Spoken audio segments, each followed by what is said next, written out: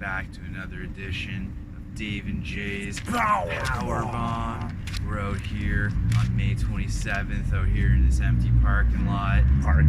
So hot out these days, and too hot in studio. Yeah, so we're taking it on the street. It's gonna be a more laid-back episode of tonight's show. Yeah, we've had very busy weeks, stressful with our other work lives and stuff like that. So yeah, we're just taking it in like from a fan's perspective, not putting ourselves under the gun. Oh yeah. Let's go on with the show. Let's just see if we can get this under 10 minutes then, man. Made some notes. Yeah. We got Matt Hardy and the Young Bucks in a 3-man tag versus Private Party and Joey Janela. And there's some pretty crazy spots in that match, I thought. Yeah, I thought the little pre-show before, it was like the Young Bucks were asking, it was like, no, we don't want this version of Matt Hardy. And he's like, oh, and he comes out on all those different versions, and then he kind of finally came out with the versions where the Young Bucks kind of, look like, the Hardy Boys. Yeah, he came out as a different Hardy Boy version, the first Hardy Boy version, the version that the Bucks probably fell in love with and wanted to become professional wrestlers with. Yeah. So, yeah, they had a great match, but at the end, I mean, who do you think won? Of course, it was the Young Bucks and their hero, Matt Hardy. Yeah. And it was a great match, a lot of fun spots. And then there was a run-in. There's another truck. Wasn't Cody at the wheel this time, though. I didn't even see the brand of the truck, actually. I think it was like an older, is it Ford? Is that the brand that they're pushing on? I think they're pushing Ford or HBO, it seemed like this episode. It was a lot of HBO. It was good, though. I enjoy their work. And they ran in. They worked for the other company, and I guess Jay was telling me that there was the other company let the COVID-19 come back if they wanted to, and some of the COVID-19 were like, nah, we're gonna see what other options are available. So they came in and they jumped Janela and the boys. I think they had a standoff with the Bucks. I don't think they traded blows at the end. No, it was just hey, we're here now, kind of thing. Yeah. Like, we're gonna ruin the ranking system. Get ready. So that's what that was. And we had the winner of that casino ladder match on the pay-per-view on Sunday. Yeah. Brian Cage, his manager is Tazz, and he was facing a friend of ours, Lee Jobson. Yeah, we love Lee Johnson, but Yeah.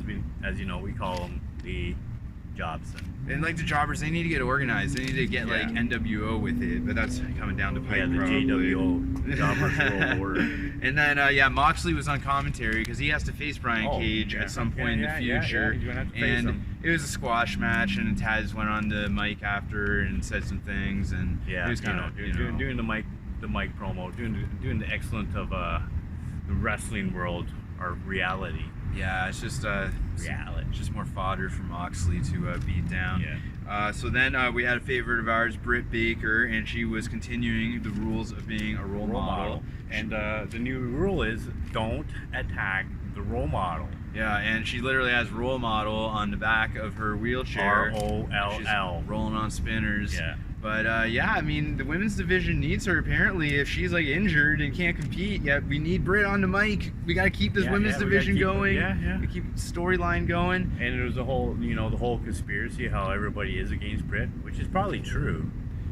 The ref, Aubrey Edwards. Yeah, it's all down to the ref. Yeah, so she's got it pinned on Aubrey. So that's some good storytelling. Because I haven't really seen a lot of feuds in the professional wrestling business which involve the ref. So that's creativity. And then speaking of women's champions, we have our new women's champion, Hikaru Shida, versus a new favorite of mine, Christi Jaynes. Oh my God, she doesn't even need to wrestle. She just needs to keep doing that salsa dance, and I'll be tuning in.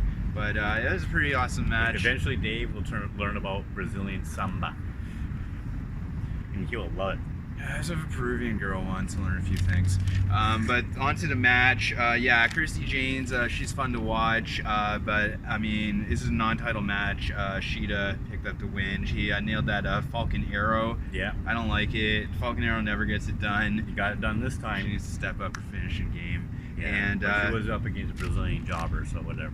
Yeah, she can move so good. And then we had Cody come out, new TNT champion Cody, and he came out with Arn Anderson, and they were whispering, and Arn Anderson was probably like, yeah, now you are mid-card for life. And mid-card for so life. then Arn Anderson walked off, and then Cody came out, Shivani was interviewing him, and I don't know, Cody had some words. Yeah, you know what? Cody just doesn't really sell hard enough on it. Why are you here, Cody? Just is he face? Is he heel? Is he being sarcastic? I don't know is he genuine? What are you doing, Cody? I'm just, when you're on the mic on there, I was just like, this is really boring, Cody. Boring, like some of you people out there that don't subscribe think our show is, which is not, because you don't watch the end because there's always violence in the show. My turn. And then so Cody's just there, and he just talks and rambles on. Next, we got the Superbad squad: Jimmy Havoc with Kip Sabian with Penelope Ford versus SCU, Frankie Kazarian, Scorpio Sky. This is for a #1 contender match at I guess it's Fyter Fest, and then they face off. The winner of that faces Best Friends at a date to be determined. I may have that confused, but Best Friends are still in the picture. They are our #1 contenders. And so then this is a pretty good match, but what I wanted to happen did happen, so I was pleased. You can tell a bit of your spots. I know Penelope's one of your women. Oh yeah, Penelope. She does the whole "I'm here, I got your leg, you're distracted." Now Jimmy and Kip will lay the beats and get the win. That's right. That's right. So I'm actually been a huge fan of Jimmy Havoc. He really kind of goes all on in. He really puts his body on the line in this excellent wrestling's real. Wrestling is real. There's no faking that. Cody got thrown into that Murder Hawk thing, and it was crazy. But then we have the big battle royal for the TNT Championship shot. And it was a big battle royal. A lot of interesting spots in that. Yeah, they just kind of cut the commercial, and then all of a sudden everybody's in the ring, and we're like, who the fuck is all in here? We didn't even have a real good fast moment, but you had MJF and Wardlow, who before the match declared that they were going to become the winners.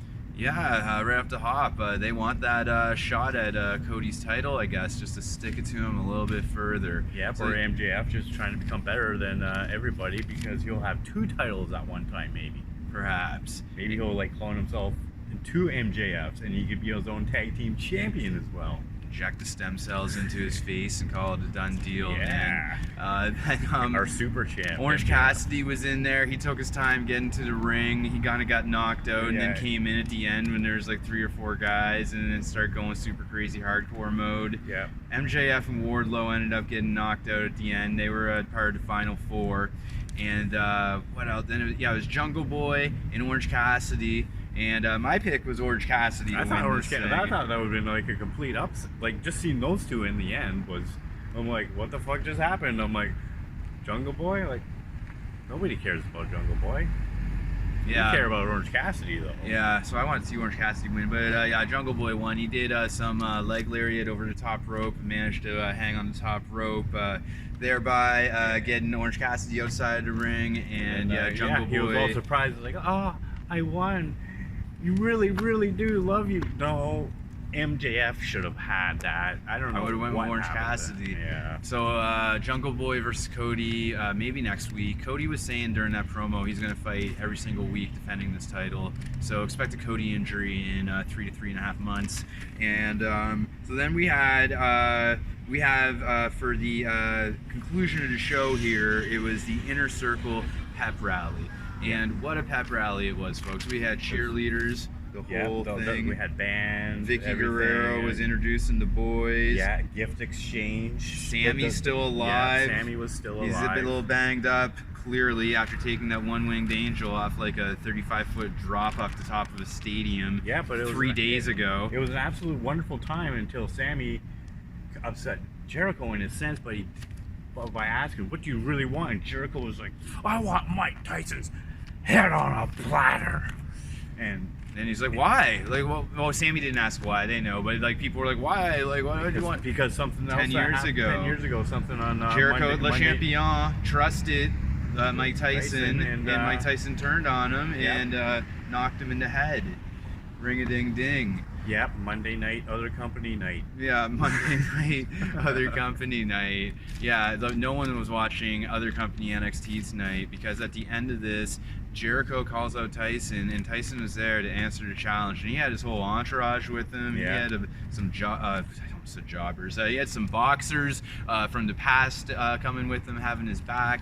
Words were exchanged. exchanged. You know, somebody eventually lost his cool. It definitely wasn't anybody from the boys, because those are well-behaved boys, right, Dave? Yeah, I mean, they're good boys for sure. Like, they're not there to hurt anyone. No, they're just here to have a good time. That's in the right. AEW, not starting any problems. You know? And according words of JR, make money and get tested for other virus regularly, right?